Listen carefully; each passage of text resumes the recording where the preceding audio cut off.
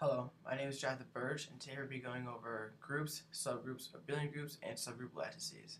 First, we're going to go over groups, and I'm going to give you guys a few examples and the definitions.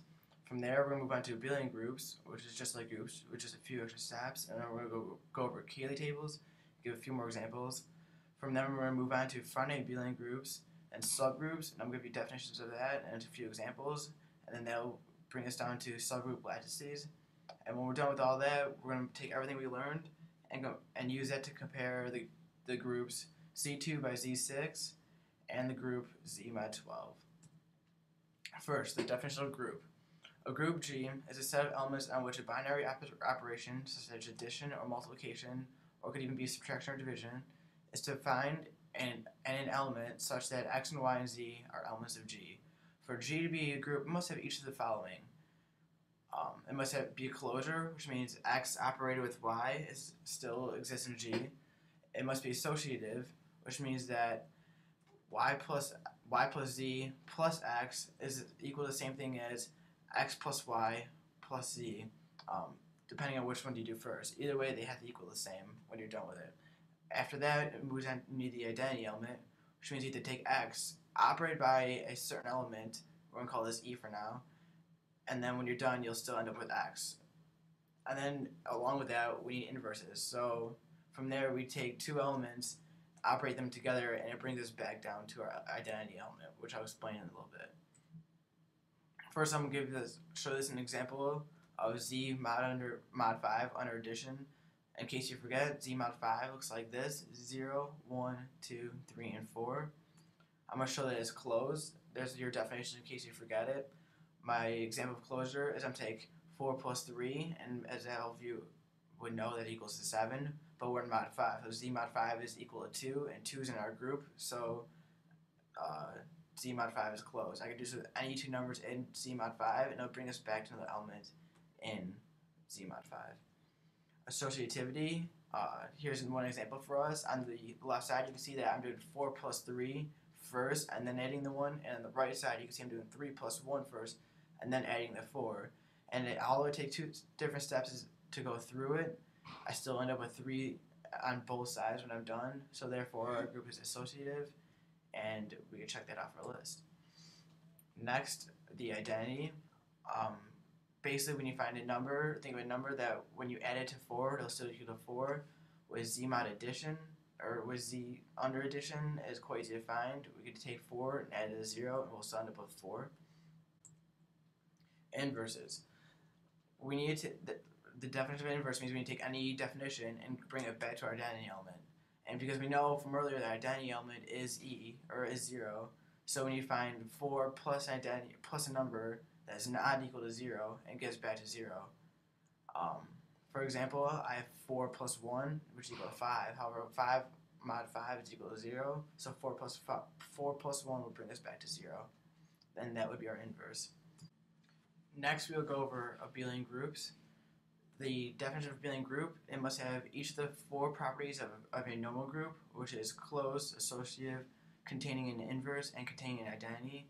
Along with that, you are adding a commutative law, which states that x plus y is equal to y plus x for every x and y in G. If it has all 5 of these properties, then our group G is also abelian. An example of an abelian group, we'll take our Z mod 5 under addition, 0, 1, 2, 3, and 4, and we right now holds the 4 properties of a group, so we're going to test it for our 5th property, the commutative, as I stated earlier. Our example is we're taking 4 plus 3, and then we're going to compare it to 3 plus 4.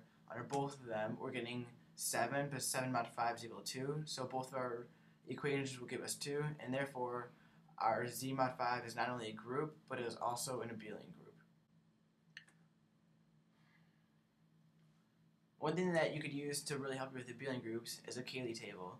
Cayley tables could be very useful for finding abelian groups because you could quickly see associativity and the identity element.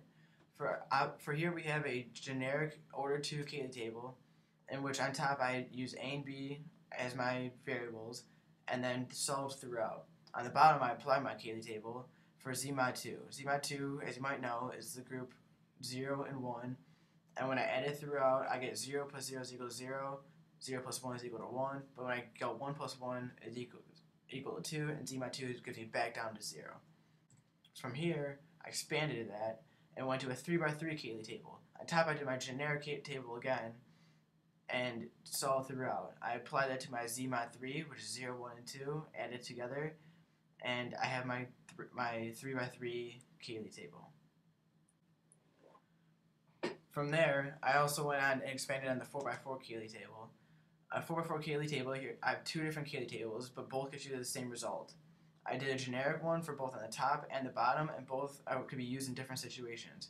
My first Cayley table is much similar in front to my first two, and which I want to make note of is this distinct property, is that the numbers or the answers that I come up with throughout will come across on a diagonal. So I get BB on a diagonal coming from right to left, CCC, and DDD, AAA, and BB. This could be very easy for you to spot really quickly and let you know that when you see this property that you will know that your Cayley table is in fact abelian.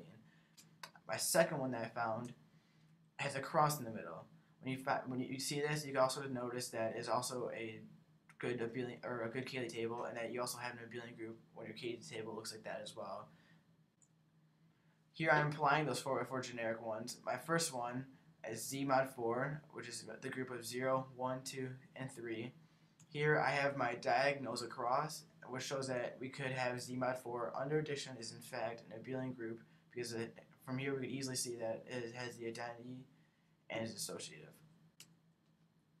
This is a much different group. It's called a Klein 4 group. One thing that I would like to say is it's the group 1, A, B, and then AB, but it has the property where A squared is equal to B squared, which is equal to AB squared, which is equal to 1, which is an important property to have. But in the end, we get that cross result that I'm looking for, in which we know that our Klein 4 group is in fact an abelian group. From there, we can move on to finite abelian groups. The fundamental theorem of finite abelian groups states that every finite abelian group is a direct product of cyclic groups of prime power order. Moreover, the factorization is unique except for rearrangement of the factors. A much easier example is that there exist finitely many elements that generate the group in G, such that every x can be written in the form of x is equal to n1x1 plus n1x2 plus all the way to nsxs, with n1 plus n2 plus all the way to ns are all integers. Some examples are z under addition, or the integers under addition, and the integers mod under addition. One thing I would like to make note is they are in, like the integers under addition in general might be a finite group or an infinite group, but they are finitely generated, which is why it is a finite abelian group.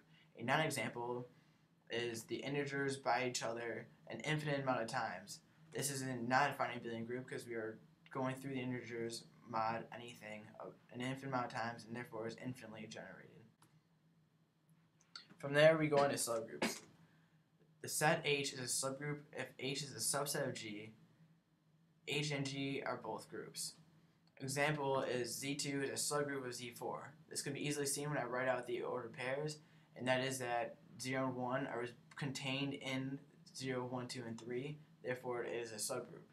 The set H is a proper subgroup of G if H is less than G and H or G isn't the set of just the identity.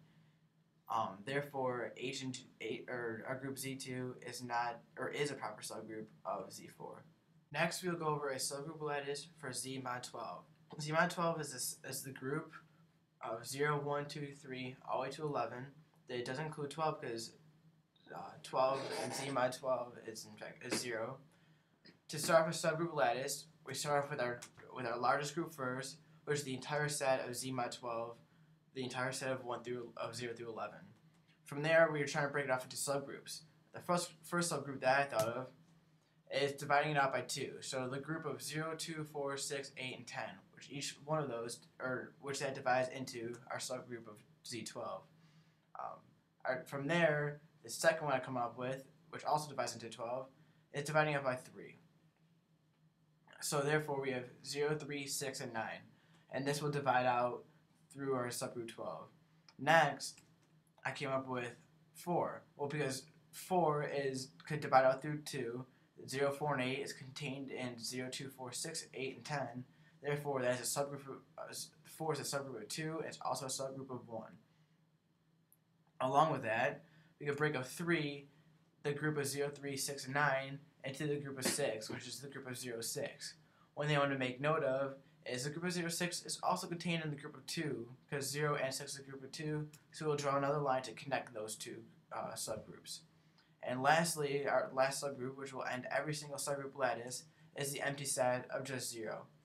From here, this is our subgroup lattice for Z mod 12. I want you to remember to compare this to our subgroup lattice for Z mod 2 by Z mod 6. Z mod 2 by Z mod 6 is a set of 0, 0, 0, 1, 0, 2, 0, 3, all the way to 0, 5, and then 1, 0, 1, 1, 1, 2, 1, 3, all the way to 1, 5.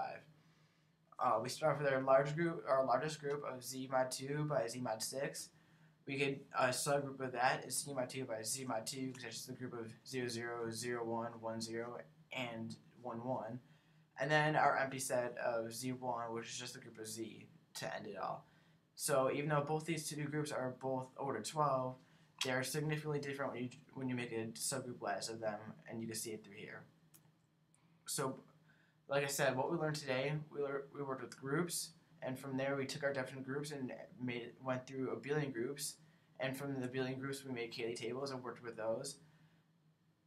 When we were done with Abelian groups, we worked with finite Abelian groups, and then I gave you the definition of a subgroup, and then we worked through a couple subgroup lattices. Thank you very much, and have a nice day.